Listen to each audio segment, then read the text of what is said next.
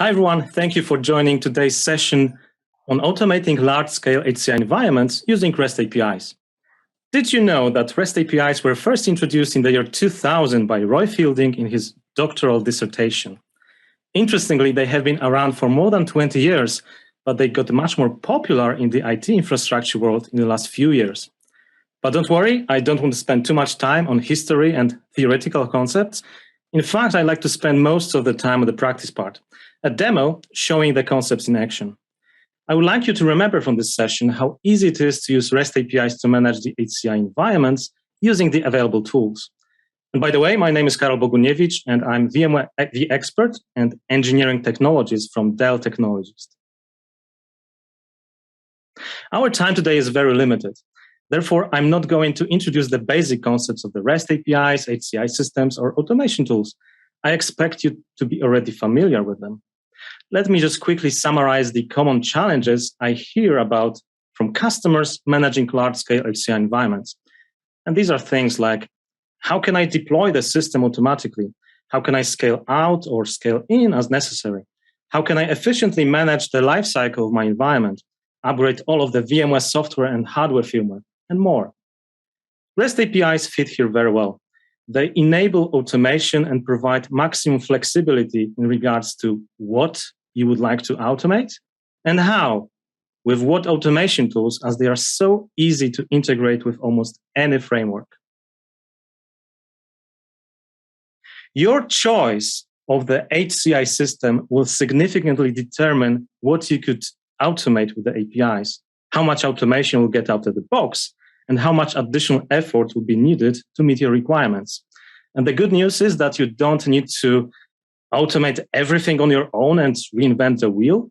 You can leverage the automation already built into the system and exposed with an API. And here's an example of what you can do with the VxRail system using VxRail API. You can easily automate system information discovery and queries, day one cluster deployment, and the typical day two system management operations. And you can see more details on the slide. But that's not everything, because as vSphere is an integral component of every VxRail system, VMware Cloud Foundation is a tightly integrated software platform so that you can benefit from it. You can easily expand your capabilities by leveraging additional APIs built into these products and tools, such as PowerCLI, for instance. Now, let's switch gears and see that in practice. It's demo time. In this demo, I'd like to show you three things. First, how easy it is to use VxRail API using PowerShell wrapper functions that we provide. Second, how seamlessly it works with VMware PowerCLI. And third, how simple and quick it is to scale out the VxRail cluster using the API. So check out this demo.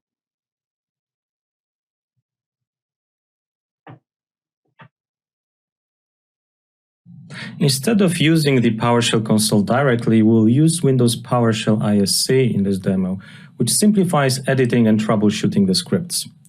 First, we need to import the VxRail API modules, which contain PowerShell wrappers for the VxRail API functions. Note that in this scripting environment, you can easily browse through the commands built into modules. Let's check the required parameters for the getSystemInfo function included in the VxRail API system module. GetSystemInfo provides essential information about the VxRail system. We can use that to test access to the API. Note how PowerShell ISC provides contextual help about the parameters as we're typing the command. In this case, instead of typing the authentication parameters, VxRail Manager Server IP, administrative username, and password, we're using the variables we've set up in advance. The function was executed successfully, and in return we received an object which contains information about the system, including version, overall health condition, installation time, installed software components, and the number of hosts in the cluster. Note that we can simplify the syntax of this and the subsequent commands by packaging the authentication parameters into a hash table. Let's try the new simplified syntax, and let's check how we can filter the output using the select object command. In this case, as we're going to expand the cluster, let's filter the number of hosts. As you can see, there are currently 3 hosts in a cluster. VxRail API PowerShell modules can be easily used with VMware PowerCLI, so let's quickly check how we can use them together. In this demo environment, I'm using vCenter DNS name as the virtual machine name for vCenter, so we can query VxRail API for the list of system virtual machines. And with PowerShell, we can easily extract its name, so we can use it to access our environment from PowerCLI. We can assign the output of getSystemVirtualMachines functions to a variable and then extract the name. To start using PowerCLI, first we need to import the module. Next, we need to log into vCenter using connect vi server command.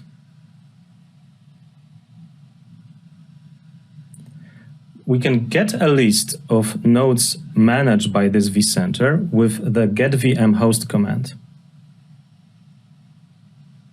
This shows how easy it is to use VxRail API in combination with VMware PowerCLI. Now let's show how simple it is to expand a cluster and add new nodes. A new host in a factory state has been connected to the network and powered on. With the getSystemAvailableHost command, we can list the nodes which the node discovery service has automatically detected. And we can see essential information about the node, including the PSNT identifier.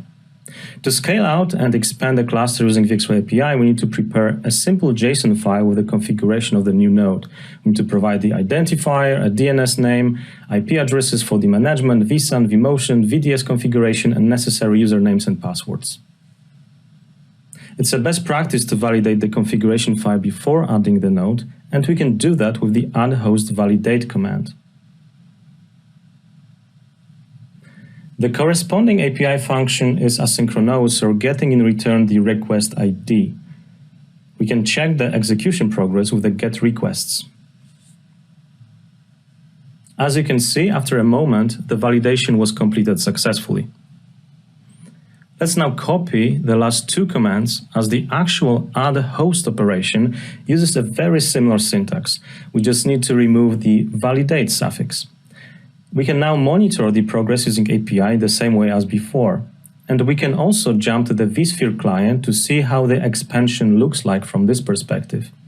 In this case, in our lab environment, the expansion took about 10 minutes, and we accelerated this video for your convenience. The new host was added successfully to the cluster, and we can see that it is healthy from the VxRail physical view. And we can confirm that using API.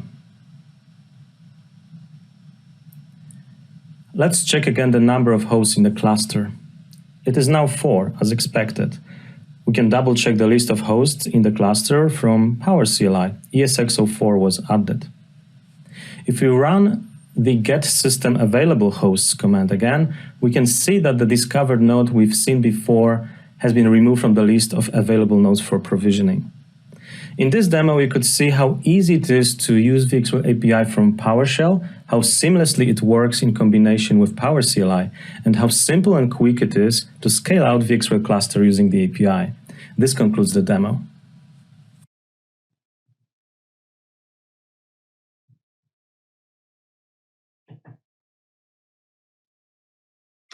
Before we close, I want to highlight a few tools available to you to start your API-based automation journey. First, VMware Code and Dell Technologies Developer Portal. These two websites provide excellent resources for developers, including API documentation and tutorials. Second, Developer Center in vCenter and Swagger UI in VxRail Manager.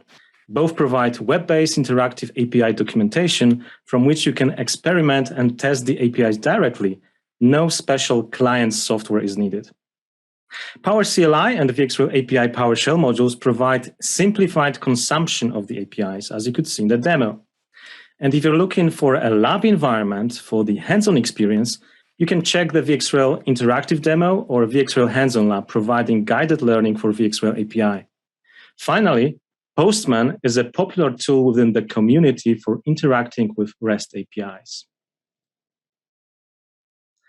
Thank you so much for your time today. I hope you feel now empowered to try the REST APIs on your own. Our time was very limited, so if you'd like to learn more, you can attend our live Tech Plus tutorial workshop during VMworld. It's called Life After HCI, Cloudify Platform. It's a 1-hour interactive workshop where we will go much deeper into the topic of APIs, automation, and DevOps tools. Finally, if you'd like to explore the VxRail API, visit my blog with additional learning resources using the short URL shown on the screen, vxrail.is/API. Thanks again and enjoy the conference. Thank you.